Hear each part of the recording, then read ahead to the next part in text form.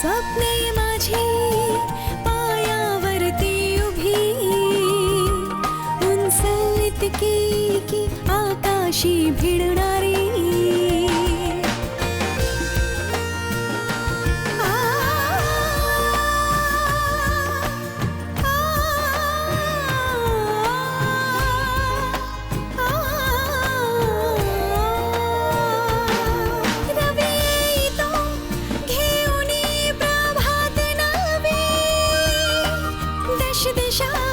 प्रज्वलित माझ्यासाठी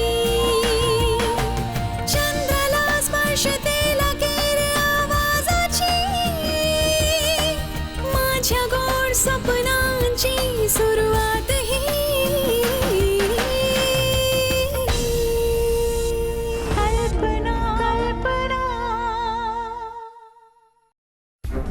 समजाव त्याला तू, लगेचच्या लगेच माझे पैसे परत कर, नाहीतर उधारे देणं तर दूर, भीक मागायच्या लायकीचा पण नाही राहणार त्यो. कल्पनाने लॉबी मॅनेजर होण्याऐवजी संगीत शिकायला हवं ना. संगीत एक कला आहे. तरी नाही, स्वतःच्याच मुलीच्या महत्वाकांक्षा वडिलांनीच उद्ध्वस्त केल्यात ना. तुम्ही लोक पैशासाठी स्वतःच्या धर्मासोबत इमान विकणाऱ्यातले लोक. पण तुम्ही बिलकुल नाही. मी तुझ्यासारख्या मुलींना सुद्धा चांगलीच आहे ओळखून. तुझ्यासारख्या टिंपाट मुली बाजारामध्ये 2% मिळतात. सर, मी तुमच्यासोबत तुमच्या हॉटेलची लाज राखली की मी त्या मुलीला थप्पड नाही मारली. सर, बरं आता हेच होईल की तुम्ही तुमच्या हॉटेलसाठी दुसरी लॉबी मॅनेजर शोधा.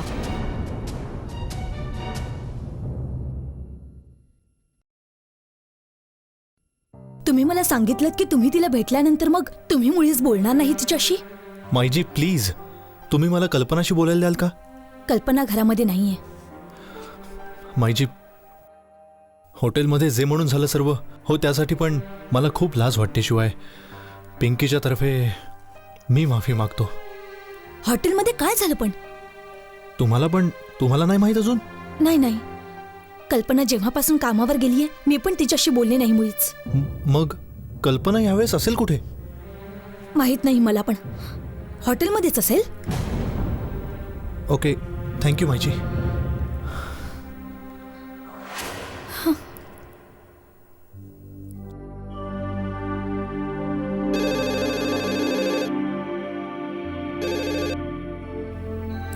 हॅलो.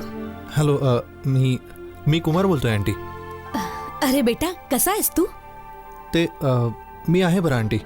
आंटी, पिंकी कुठे आहे? बेटा, पिंकी पण बघ घरामध्ये नाहीये, ब्युटी पार्लरला गेलीये. तू तिच्या मोबाईलवर फोन करून बघ, खुश होईल ती तुझा आवाज ऐकून.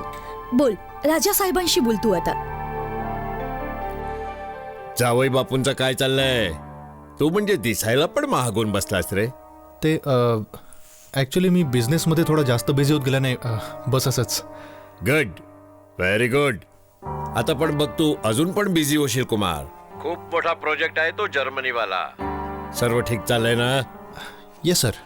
अरे ओ कुमार, जरा आपण सर्व उद्या जेवायचं मात्र एकत्रच. पिंकीचा जन्मदिवस आहे, तू विसरला नाहीस ना? जेवायचा मूड नाहीये. काय झालं? जेवायला मूड नाहीये, माझी भूक आता संपून गेली. काय हो झालं? सांगत आहे, जेवायला म्हणे नाही जमणार. काय? What is this? बॉस, आता जाता कुठे? पिंकीला पण वाढदिवसाची मस्तशी भेट द्यायला.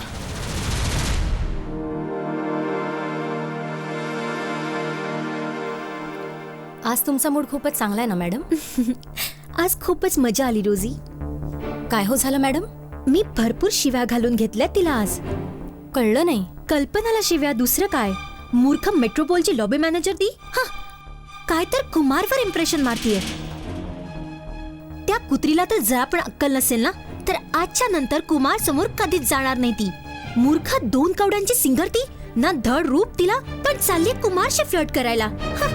आज सर्वांसमोर मी तिचा सॉलिड इन्सल्ट केला. त्याने काय तंतरली ग ती कुत्री. तू ऐकतेस ना रोजी? ऐकते ना. हे नोकर लोक पण ना फारच खालच्या वर्गाचे असतात. जरा असं प्रेमाने काय तुम्ही बोलला त्यांच्याशी, सरळ डोक्यावर चढतात. स्वतःची पायरीच विसरतात ते.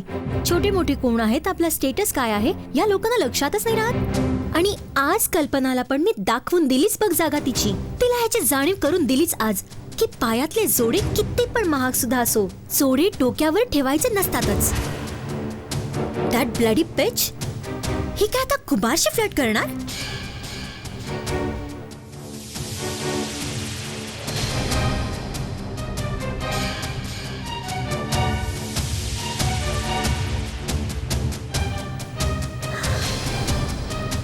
डार्लिंग, तू पण इथे? How are you? तू जे काही मोठं डेअरिंग आज केलंयस ना, तुला त्यासाठी मी जीवनभर माफ नाही करणार पिंकी. कुमार, तू कल्पनाची नाही, स्वतःची पायरी दाखवलीस. किती घाणेरडे विचार आहे तुझे पण. हा, तू हो मोठी राजकुमारी आहेस, तरी जरूर तुझ्या पूर्वज लोकांमध्ये कोणी ना कोणी सडक छाप घाणेरडाही एखादा असावा माणूस, जो वारसामध्ये तुला क्षुद्रपणा, उद्धट वागणंही देऊन गेलाय. मला खूप वाईट वाटतंय की तुझ्यासारखी बेफिकीर मुलगी माझी पत्नी होणार आहे. Kumar, from today you can go to हेल.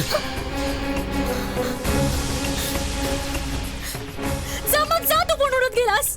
तुझी सिंगाची लायकी आहे त्या. मार तू तिच्या बरोबर.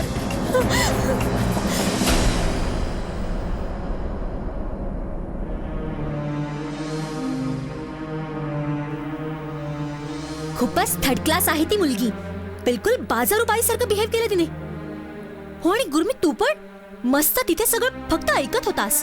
तुझ्या जागी मी असते ना, त्या पिंकीच्या कानाखाली पेटवल्या असत्या अशा की आयुष्यभर विसरली नसती ती पायल, माझी कुजर अडचण समजत का नाहीस तू? मी त्या हॉटेलचा एक नोकर आहे, नोकर फक्त. शिवाय मी एका कस्टमरला थप्पड मारीन पायल.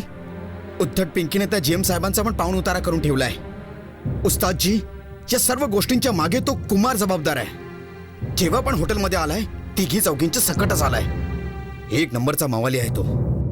ही जितकी मोठ्या बापाची पोरं असतात ना, सगळीच एकसारखी असतात. खरं मनात येतं की कुमारला झोडपायचा भरपूर, तोंड फोडून ठेवायचं मी. खरं आहे अगदी गुरमीतचं. कल्पनाचं जगणं हराम केलं मेला कुमारने त्या. चांगलंच होईल जर गुरमीतने सर्वांसमोर ना त्या कुमारला मारलं तर. गंमत येईल खरंच.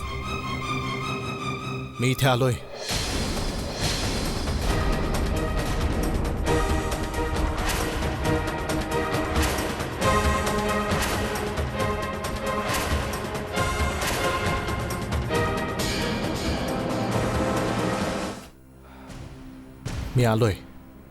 ज्याला कोणाला मारायचंय, जितकं मला मारायचंय मारू शकता आता.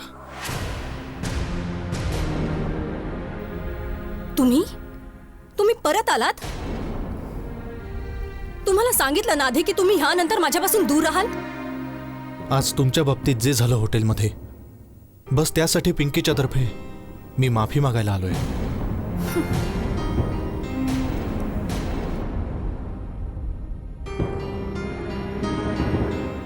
तुम्ही कल्पनाच्या मागं का म्हणून पडलात? पण मी इथे तुमच्याशी नाही, कल्पनाशी बोलायला आलोय. कल्पनाशी बोलायचा तुम्हाला पण मुळीच हक्क नाही. असं? कल्पनाची फार चिंता आहे तुम्हाला सुद्धा? ती तर आहेच. पुढे काय नात्याने? कल्पनाशी तुमचं काय नातं आहे? दोस्तीचं. ही माझी ती दोस्त आहे. वेल, मी पण कोणी दुश्मन नाही तिचा. हो, रिअली मिस्टर कुमार, हे सर्व काही जे होत आहे ना, या सगळ्याला जबाबदार तुम्ही आहात. कदाचित ह्यासाठीच मी इथे माफी मागायला आलोय. जर मला वेदनेची तिच्या नसतीच खरी जाणीव, तर मी इथे यावेळेस तुम्हा सर्वांच्या मध्ये नसतो आज. कुमार साहेब, हे बघा, कल्पना यावेळेस फारच त्रासलेली आहे. तिच्या मनावर फार मोठा आघात झाला. कल्पना एक कलाकार आहे.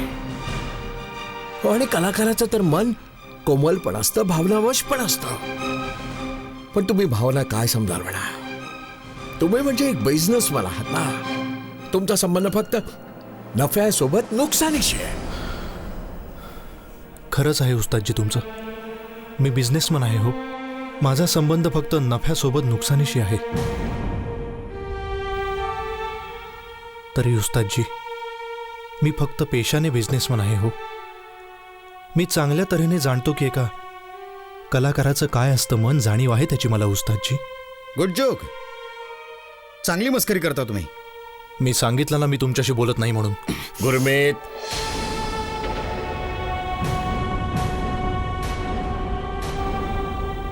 शांत हो बघू बेटा.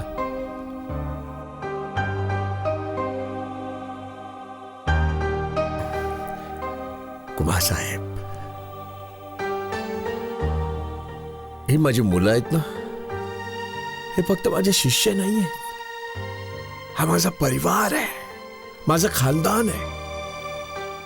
म्हणून यांना त्रास पण देण्याचा अर्थ म्हणजे मला त्रास देणं. आणि कल्पनाला अशा स्थितीत बघून मला खूपच दुःख होत आहे, खूपच दुःख होत आहे. तुम्ही नाही जाणत कुमार साहेब की कल्पना बिचारी कशी कुठल्या संकटाचा सामना करीत आहे. उस्तादजी जाणतो हो, आणि मला पण या गोष्टीचं खूपच दुःख आहे की कल्पनावर फार मोठा अन्याय झालाय. खरं मन आहे, मी इथे कल्पनाला मदत करायला आलोय. जर तिने माझं म्हणणं मानलं तर तिची सगळी संकट नाहीशी होतील. पण कशी? उस्तादजी, जर तुमचा नकार नसेल तर मग या बाबतीत मी कल्पनाशी एकांतामध्ये बोलायचं म्हणतो. बस, खूप झालं. मी घरी जाते उस्तादजी. मी तुम्हाला गाडीने सोडू? गरज नाही. तुम्ही माझ्यापासून जितके दूर राहाल हो तेच बरंही होईल. ऐका ना, मला तुम्हाला सांगायचंय काही हो. मला तुमचं नाही हो ऐकायचंय. एक मिनिट कल्पना. उस्तादजी, प्लीज कल्पनाला समजावा ना. देवाची शपथ घेऊन सांगतो, मला कल्पनाला हेल्प करायची हो. उस्तादजी, मी कोणी गैर पण अजिबात नाही. तुमच्याच परिवाराचा एक सदस्य माना. आणि जे काही तुम्हाला माहीत आहे, जे म्हणून लोकांनी सांगितलंय तुम्हाला माझ्या बाबतीमध्ये, चूक आहे ते उस्तादजी. आणि प्रत्येक बिझनेसमॅन स्वार्थी नाही हो असत. मला पण भावना आहेत उस्तादजी. जे म्हणून कल्पनाला भोगावं लागलंय हो त्यासाठी मी स्वतःला जबाबदार मानतो. मला ह्याचं पण प्रायश्चित्त घ्यायचंय उस्तादजी. एक पण संधी मला मिळायला पाहिजे ना उस्तादजी. प्लीज उस्तादजी, मला प्रायश्चित्त घ्यायचं हो. एक फक्त संधी प्लीज.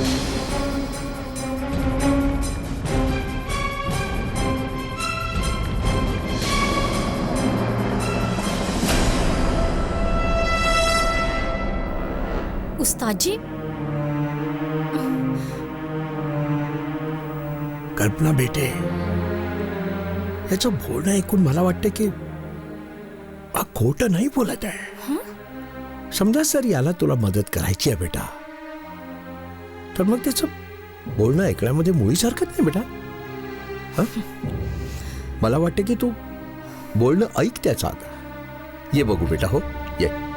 कुमार साहेब, काय? जरा सांभाळून ह्याला तुम्ही घरी नेऊन सोडा.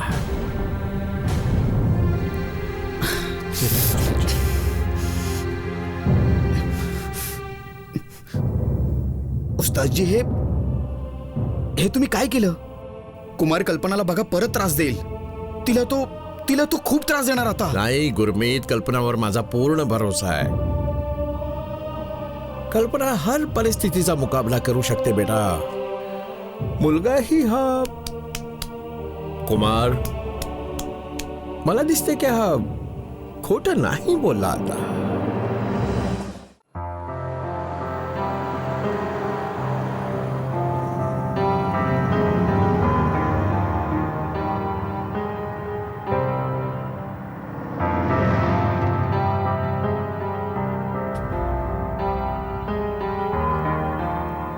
कल्पनाजी, मी स्वतःला बघा खूप मोठा गुन्हेगार समजतो. पिंकीच्या तर्फे मी माफी मागतो तुमची. इनफॅक्ट मला तुमची घरातली पण संकटं चांगल्या तऱ्हेने माहीत आहेत म्हणा. आणि माझ्यामुळे तुम्हाला जॉब सोडायला लागावा, मी हे केव्हा पण सहन नाही करणार. माझं GM साहेबांशी बोलणं झालंय. जोशी खूप चिंतेत आहेत. अँड आय एम शुअर तुमचे घरवाले पण खूप चिंतित असावेत. So please it's my request, तुम्ही जॉब नका सोडू. हा अजून बोलायचंय? आहे.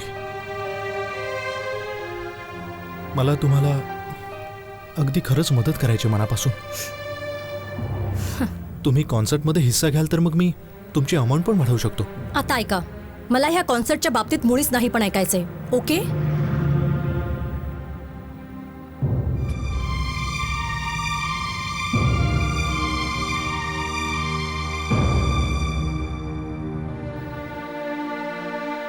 हे परमेश्वरा, खरंच नजर लागली आहे आपल्या परिवाराला कुणाची.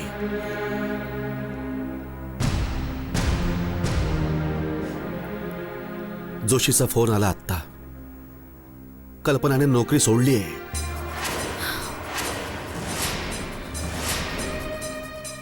देणेकरी लोकांना उत्तर देता देता मी दुःखी होऊन गेलोय. अशामध्ये कल्पनाच्या नोकरीचा सहारा होता, आज संपून गेली आहे ती आशा पण. पप्पा, कल्पना ताईचा विसरा आता. मी नोकरी करून कमवेन. अखेर कल्पनाने नोकरी सोडली का हो? काय माहित आता. कामामध्ये तर बिलकुल स्वारस्य नाहीच तिला. भटकत असावी गाडीतून दोस्ताच्या. तो मुलगा आहे ना कुमार, बघ त्याच्याच बरोबर नक्की असावी. असं नाही होऊ शकत. माझ्यासमोर कुमारला वाटेल ते बडबडली ती. शिवाय त्याला न भेटण्याचं वचन पण दिले मला. तुला म्हणजे नेहमी कौतुक सुचतात तुझ्या मुलीची. आता असं जाता कुठे?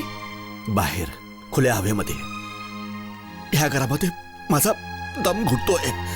अरे अहो, ऐका ना पण.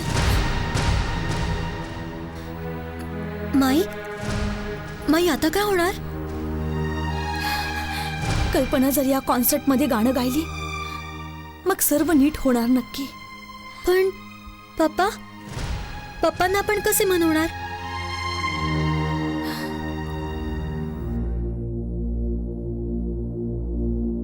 हॅलो शकुंतला, तू घरामध्ये अजून आहेस ना? ठीक आहे, मी येतोय.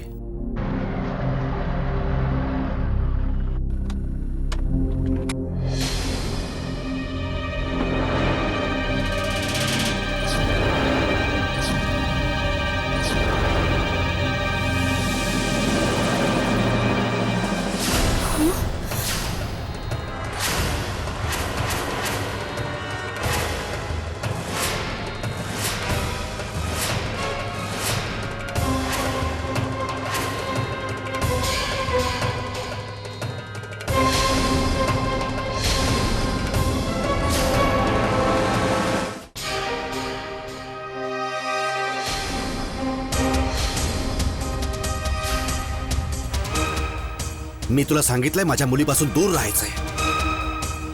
मग तुझं मुळात धाडस कसं झालं माझ्या मुलीला भेटायचं? नाही मी बघा काय आता माझे जोडे खायची इच्छा आहे काय?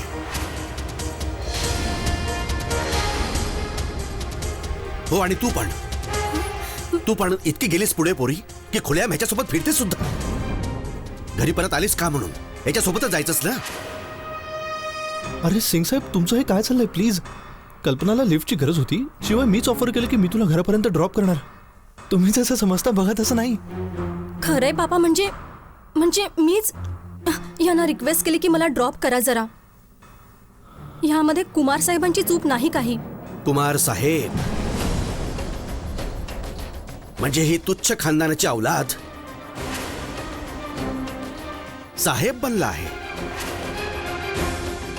सिंग साहेब, सगळेच स्वतःच्या कर्मांनी, स्वतःच्या वागणुकीने तुच्छ होत असतात, जन्माने नाही.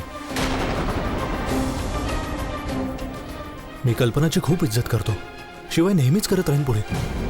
आणि तुम्ही तर खूपच नशीबवान आहात की अशी मुलगी आहे तुम्हाला. बडबड बंद कर बघू. फूट तोंड घेऊन येत ना.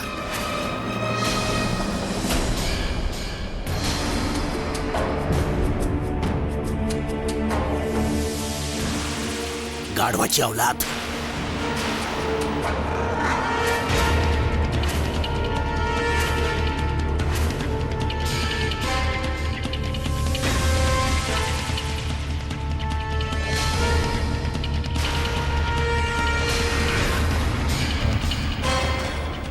तुम्ही या नावाने मला पूर्वी पण अनेक वेळा संबोधलं आहे.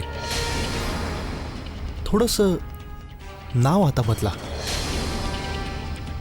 इट्स बोरिंग मी नाव.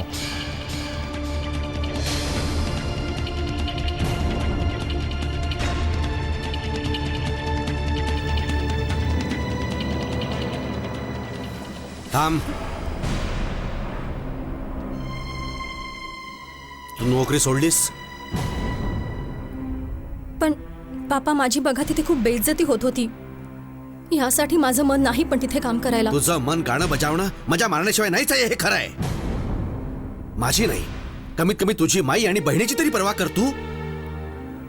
तुम्ही पण आता माझं ऐका पापा. मी कुठली दुसरी नोकरी शोधीन लवकर. इतक्या मेहनतवारीने तुझ्यासाठी ही नोकरी मिळवली खरी, आणि तू ती सोडलीस. जा, जाऊन जोशीची माफी माग बघू. मी बोललोय त्याच्याशी.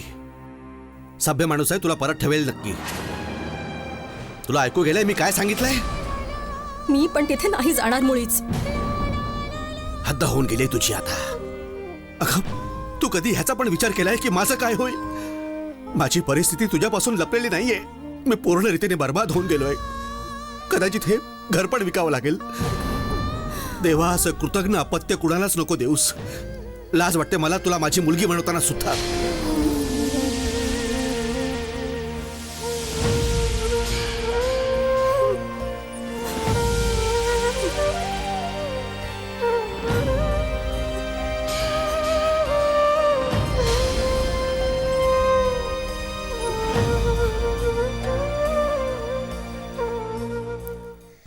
आम्ही सर्वांनी तुला पाहिलं त्याच्या गाडीतनं खाली उतरताना. तू फिरत नव्हतीस, मग गाडीत का त्याच्या? बाय द वे, तुम्हाला चांगला आवाज पाहिजे ना, तर मग कल्पनाला अप्रोच करा ना. मला खरंच पण तिरस्कार आहे पिंकी नावाचा. Do you understand? शिवाय मी कोणी तुमचा नोकर नाही हो की तुमच्या इशाऱ्यांवर नाचेन पूर्ण आयुष्य. Is that clear? माझी इच्छा आहे विकीने पार्टीमध्ये यायचं. आता कसा येणार, कसा आणायचा त्याला, हे तुमचं काम आहे. स्वप्ने माझी पायावरती उभी, उंच इतकी की आकाशी भिडणारी.